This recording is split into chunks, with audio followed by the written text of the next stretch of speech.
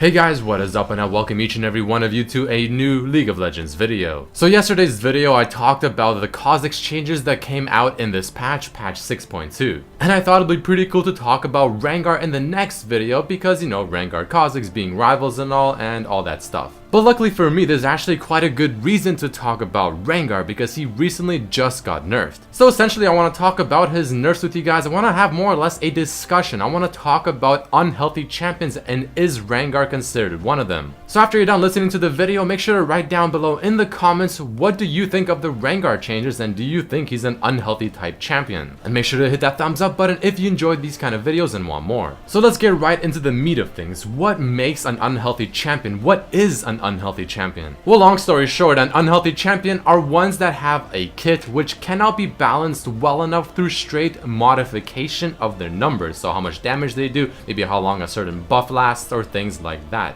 And so with that being said, a lot of unhealthy champions in League of Legends tend to be either very weak or very strong. Since Riot will still try to nerf the numbers on their abilities, but rarely will it put them in a good spot or a spot that can be widely considered to be balanced. Now I think it goes without saying that this term feels like to many people that it does apply to assassin style champions more often than not, due to their kit consisting of several ways to kill a target. And well, I mean, naturally they just simply excel at going to a target and killing them within a couple of seconds and doing it very well. And a lot of people will see this type of mechanic and champions as simply just not fun, or in other words, not healthy. However, not a lot of the assassin champions are actually considered unhealthy because, well, there tends to be more than one way to prevent them from being able to successfully assassinate their target. And that essentially is what it boils down to when talking about whether or not a champion is unhealthy. I mean, sure, they might be overpowered, but they're only overpowered if they're played to their maximum potential. But the real question is, can the champion be stopped? Can the champion be outplayed and prevented in one way or another? Or is there really next to nothing you can do about it? So one example of something that was considered unhealthy among assassins way back when was silence abilities. So for instance, way back when Talon's E ability was actually able to silence his targets, Riot deemed that to be unhealthy and changed it to a slow instead of a silence, because now there is a form of counterplay to Talon whenever he goes all in on a target. Because when you're silenced, I mean, you lose control of your target essentially, you cannot use any ability, you cannot use any summoner spell, and you are just a sitting duck for those few seconds until the silence wears off. And when a champion with a kit that excels at destroying you in a couple of seconds, especially within the time limit of being silenced, well, I mean, there's just not a whole lot of things you can do. And Rengar definitely did fall into this category prior to this patch, but we'll go more into that in just a little bit. So when talking about such champions, ones that can be considered unhealthy at certain stages of the game, or maybe their kit seems unfun to play against, some of the champions that will come to your mind are champions such as Talon, maybe Kha'Zix, LeBlanc, Rengar, and Zed. And before we jump into talking about Rengar, I want to quickly talk about Zed because I want to give you guys an example of what maybe is considered to be a healthy type assassin. Now, I'm not using Zed as a healthy assassin because I made him, I don't want him to be touched or nerfed or anything like that, trust me. I'm using him as an example because, well, that is exactly what Riot did in the not so far past. They themselves have stated that they think Zed is among the healthiest assassins in the game.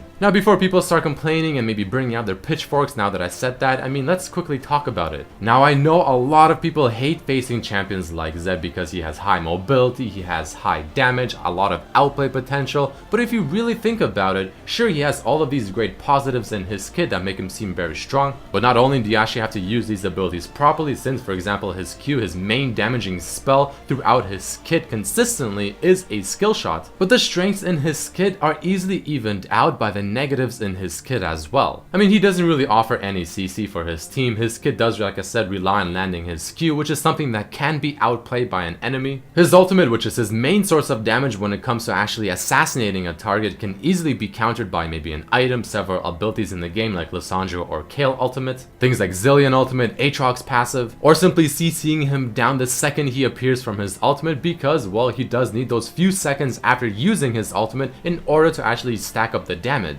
Or you can even use abilities such as the Flash, maybe using a dashing ability like maybe Lucian for instance, or Ezreal at the right time to avoid further damage as Zed finally appears from his ultimate, which again with proper timing can be done very successfully. Now this isn't to say that he is an easy champion to face, and I mean like any other assassin, if he does snowball, yes, he will be very strong and very hard to deal with whether or not you have the counters for him. That is just the nature of assassin champions and their kit. But there are many ways to outplay him or counter him, which is why Riot deems him as a healthy assassin. But if we switch over the focus onto Rengar instead, well, it gets a bit more complicated. His kit not only involved him having one of the strongest assassinations in the game in terms of just the speed of the kill from the moment he jumps out of his ultimate and onto his target, but his ultimate also provides him invisibility and move speed. So it is difficult to see him coming, and well, by the time you do, you're probably going to be dead regardless, assuming you're playing a squishy type champion. Also, Rengar was and still sort of is able to perform a lot of his actions that are within his assassination combo while he is still mid-jump and upon landing. So whether that is using his E ability mid-air to snare his target and follow up with the rest of the damage, or just going in for the triple Q full combo straight from his ultimate.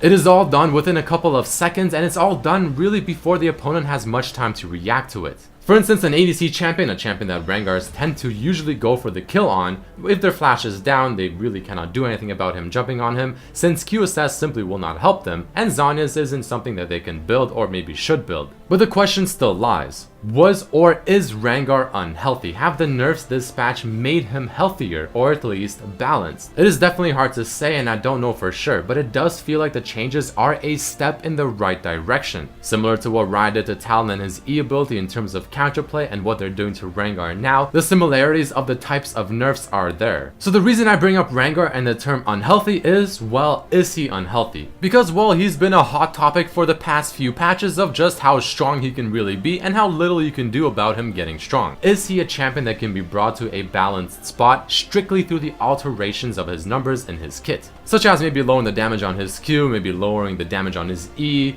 maybe the W, maybe reducing the time he has in his invisibility and things like that. Riot cannot change the way his kit works because, well, that will just simply change his playstyle, and that's not something they want to do. At the end of the day, he still has to feel and play like Rengar because, well, he's Rengar. But personally, I do think the changes to his ultimate, where the exclamation mark now has a greater range so that it gives people more time to react and see him coming, is a step in the right direction. And also how they delayed the bola strike so that he cannot snare targets as easily mid-jump of his ultimate is also quite a good change because, again, it offers a small window of the opponent being able to react to it and essentially counterplay Rengar. Riot also changed the way his Q works from nerfing the burst damage on it to increasing the overall sustained damage on it if a fight were to drag on for a few more seconds. So it feels like Riot is trying to make Rengar not as bursty, but open up windows of counterplay to his kit and just make it more possible for him to stop from doing what he wants successfully with little to no retaliation from his opponents. Now the question is that I asked at the beginning of the video and throughout the video as well, did they do this in the right way,